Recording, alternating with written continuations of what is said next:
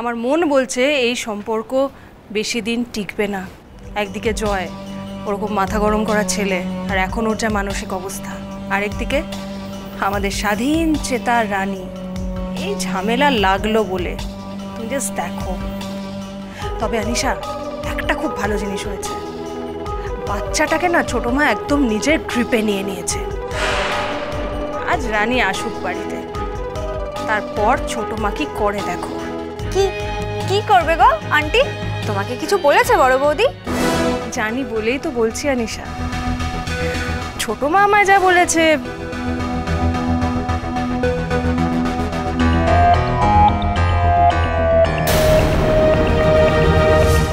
হ্যাঁ জানি তুই খুব ভালো গাড়ি চালাস, রানিও খুব ভালো গাড়ি চালা, আমার তো এক্সপিরিয়েন্স আছে।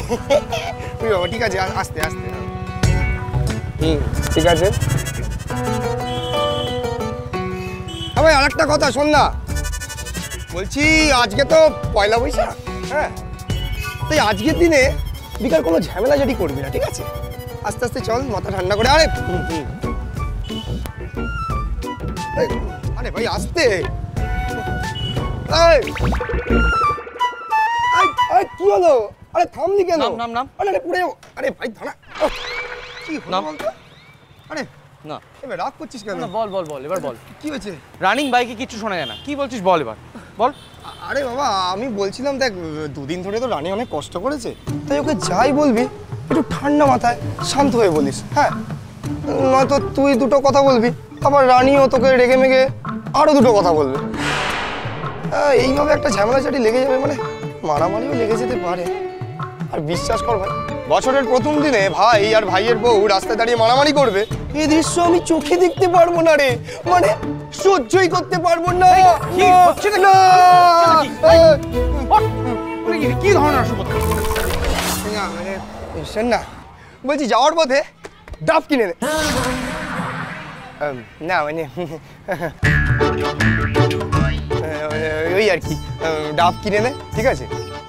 বউ বন্ধুর বাড়িতে পড়াশোনা করছে বলে কথা, তাও আবার এই গরমে। তারপর তো সামনে পরীক্ষা, আর ও এই কদিন ঠিকঠাক করে খাওয়া দাওয়া করেছে কিনা সেটা তো আমরা ঠিকমতো জানি না, তাই না?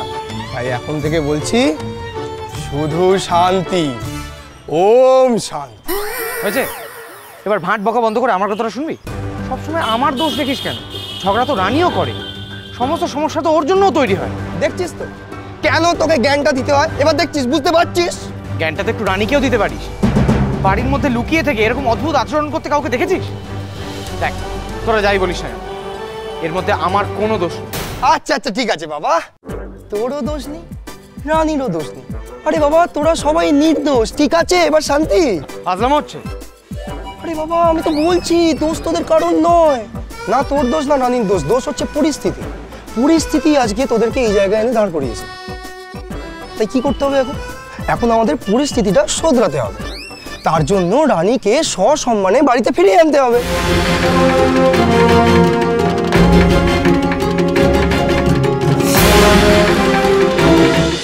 তোমাদের রানী সোম থেকে রবি প্রতিদিন সন্ধ্যে ৬টায় স্টার জলসায় ও ডিজনি প্লাস হটস্টারে।